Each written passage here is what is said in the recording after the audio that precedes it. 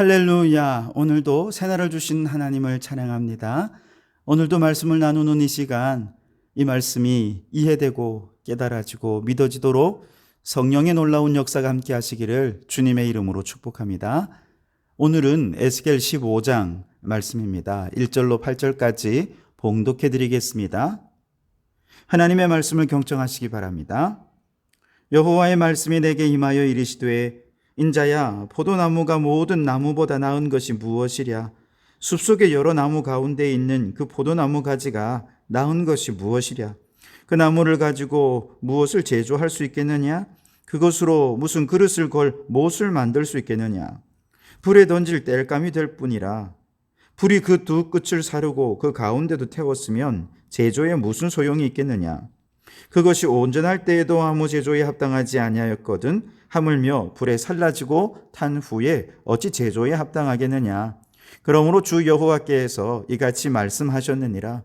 내가 숯불 가운데 있는 포도나무를 불에 던질 땔감이 되게 한 것 같이 내가 예루살렘 주민도 그같이 할지라. 내가 그들을 대적한즉 그들이 그 불에서 나와도 불이 그들을 사르리니 내가 그들을 대적할 때에 내가 여호와인 줄 너희가 알리라. 내가 그 땅을 황폐하게 하리니 이는 그들이 범법함이니라. 나 주 여호와의 말이니라 하시니라. 아멘.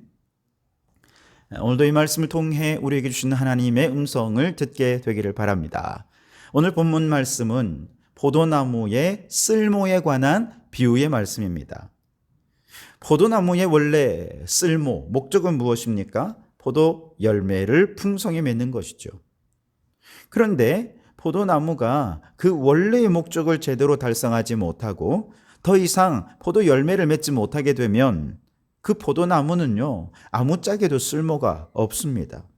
왜냐하면 포도나무는 특성상 다른 건물을 짓는 목재로 사용할 수가 없습니다. 너무 구불구불 구부러져 있기 때문이죠.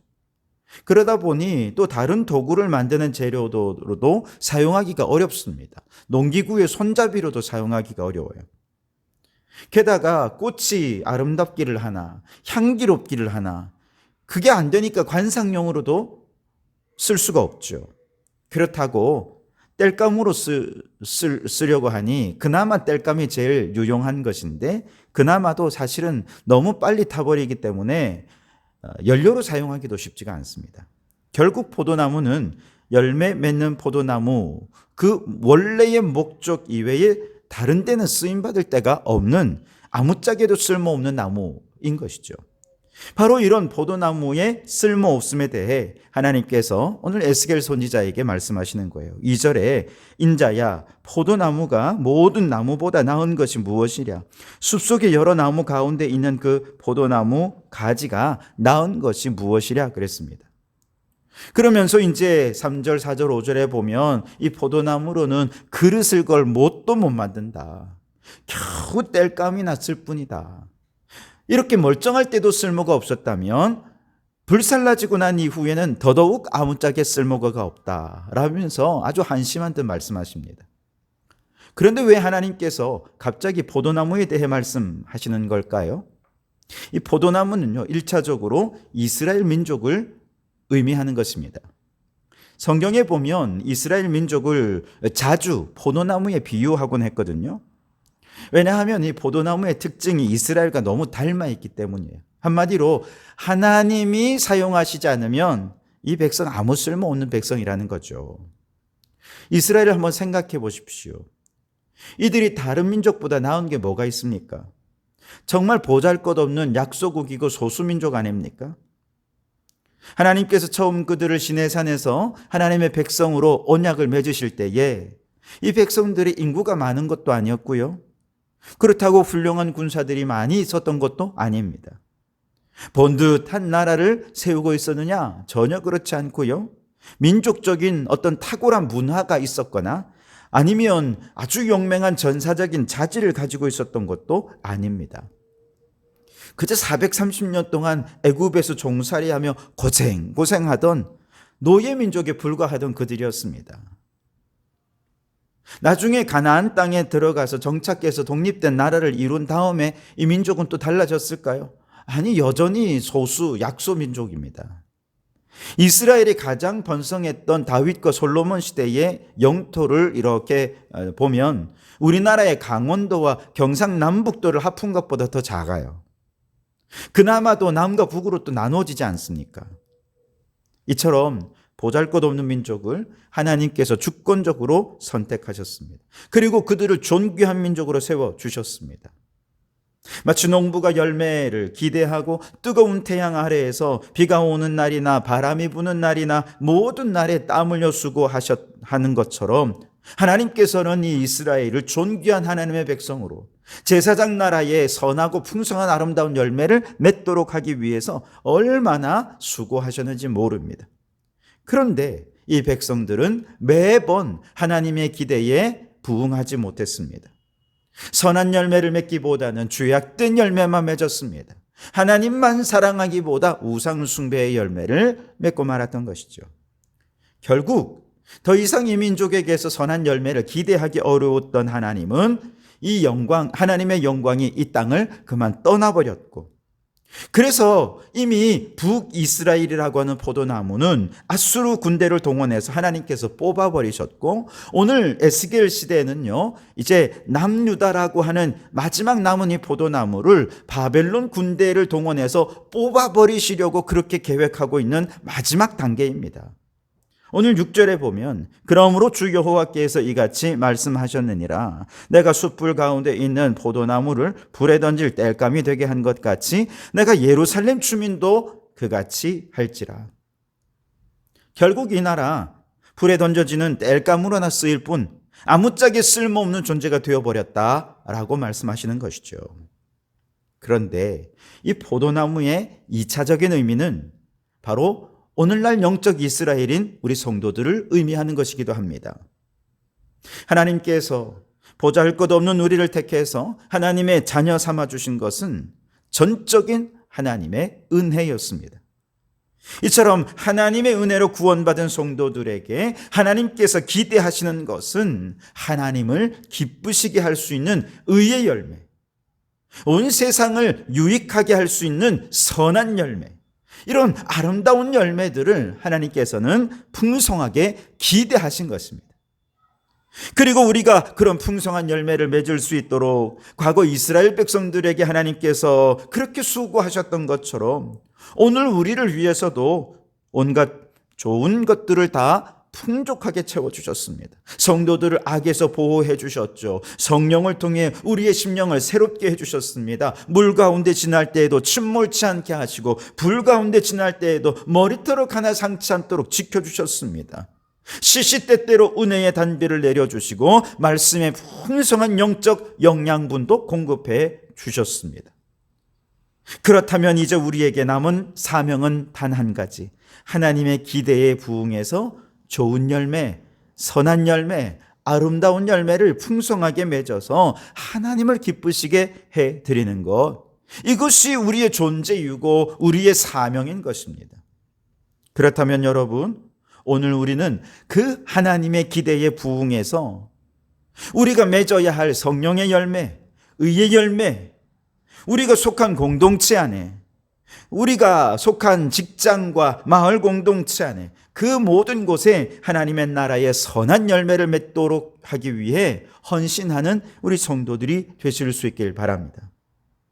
하나님 앞에 합당하고 그의 은혜와 돌보심에 부끄럽지 않은 선하고 복된 열매 풍성하게 맺어가는 우리 성도들이 되시기를 주님의 이름으로 축원합니다. 그런데 오늘 성경 2절에 다시 보시면 이 나무는 지금 잘 가꾸어진 포도원에 서 있는 나무가 아니에요. 숲속에 여러 나무들과 함께 자라는 포도나무입니다. 6절에도 보면 내가 숲풀 가운데 있는 포도나무를 이라고 말씀하십니다. 다시 말해 지금 이 포도나무가 서 있는 곳은요, 포도나무가 자라기에 적합한 토양이나 적합한 영양분을 이제 모금은 포도원이 아니에요. 그냥 아무렇게나 자라서 다른 덩쿨들과 다른 나무들과 막 뒤섞여 자라는 그런 들포도처럼 서 있다는 것입니다. 원래 그곳이 그런 곳은 아니었어요. 농부가 최선을 다해 포도나무가 열매 맺을 수 있도록 땀 흘려 수고해서 아름다운 포도원을 가꾸었어요. 그런데 이스라엘 백성들이 죄로 인해 여호와의 영광이 이 땅을 떠나게 되면서 그 땅에 우상 숭배의 나무들이 하나 둘 심어지기 시작합니다. 온갖 불의와 불법의 죄악의 덩쿨들이 자라기 시작합니다. 농부의 세심한 손길로 다듬어져야 할 알알이 주렁주렁 풍성한 열매를 기대해야 할 그 땅에 농부가 손을 놓아버리니 더 이상 농부의 손이 미치지 못하는 그 땅은 우상숭배와 나무와 또 덩굴들의 죄악의 덩굴들이 막 엉망진창이 되어버리는 그냥 숲풀이 되어버리고 만 것이죠. 이제 무엇이 포도나무고 무엇이 우상의 나무인지 무엇이 죄악의 덩굴인지 알아볼 수도 없게 되어버린 상황이 되었다는 것입니다. 이렇게 엉망진창이 되어버린 상황에서 포도나무가 다시금 최고의 극상품 열매를 맺기 위해 지금 해야 될 일은 단 한 가지입니다. 다른 나무 다 뽑아버리는 거죠. 덩굴들 다 캐내는 겁니다. 포도나무만 남겨서 포도원을 다시 가꾸는 길밖에 없습니다. 그리고 더 이상 다른 숲풀들이 이곳에 뿌리 내리지 못하도록 울타리를 쳐주는 거죠.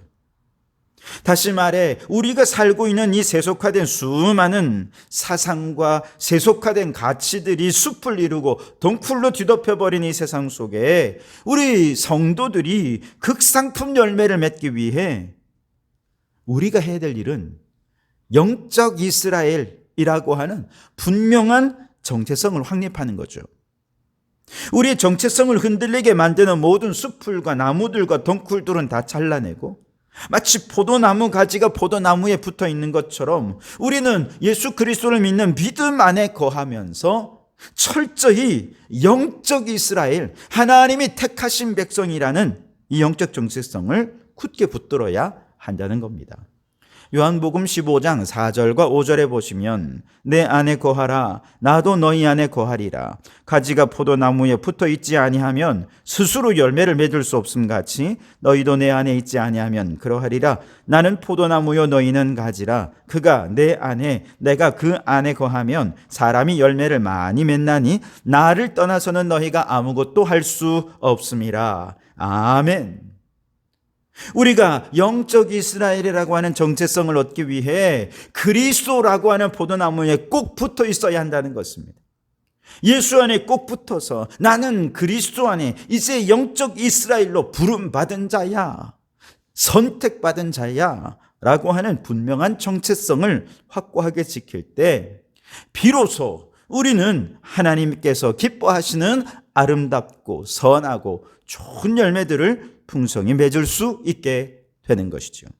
그러므로 여러분, 우리가 영적 이스라엘이라고 하는 정체성을 분명히 지키기 위해 오늘 내가 잘라내고 깎아내고 캐내어 버려야 할 우상들, 죄악들이 무엇인지 우리가 분명히 깨달아야 하겠습니다. 그것이 무엇이든지 발견되는 대로 다 잘라내버리고 신앙의 울타리를 딱 쳐서 영적 이스라엘이라고 하는 분명한 정체성으로 주님과 연합한 삶을 살아가시기 바랍니다. 그래서 이 세상 어디에서도 얻을 수 없고 이 세상 누구도 맛볼 수 없는 아름답고 선한 믿음의 열매, 성령의 열매, 아름다운 열매들을 맺으면서 하나님을 기쁘시게 해드리는 성도들이 되시기를 주님의 이름으로 축원합니다. 기도하겠습니다. 하나님, 열매 맺는 것 이외에는 아무짝에도 쓸모없는 우리를 하나님 포도원의 포도나무로 심어주시니 감사합니다. 선한 열매 기대하며 우리를 위해 땀 흘리시고 수고하신 주님의 기대에 부응하여 선하고 아름다운 열매 풍성히 맺게 해 주옵소서. 그러나 저 이스라엘은 온갖 죄악으로 인해 하나님의 영이 떠나버리고 우상 숭배의 나무들, 죄악의 넝굴들이 우거진 숲풀이 되고 말았습니다. 주님, 다시 한번 포도원을 회복하기 위해 우리 그리스도 안에 꼭 붙어서 영적 이스라엘이라고 하는 분명한 정체성을 가지고 모든 죄악의 나무들과 넝쿨들을 다 걷어내게 도와주시옵소서. 그리하여 하나님이 기대하시는 좋은 열매 맺는 복된 나무 되게 해 주시옵소서. 예수님 이름으로 기도하옵나이다.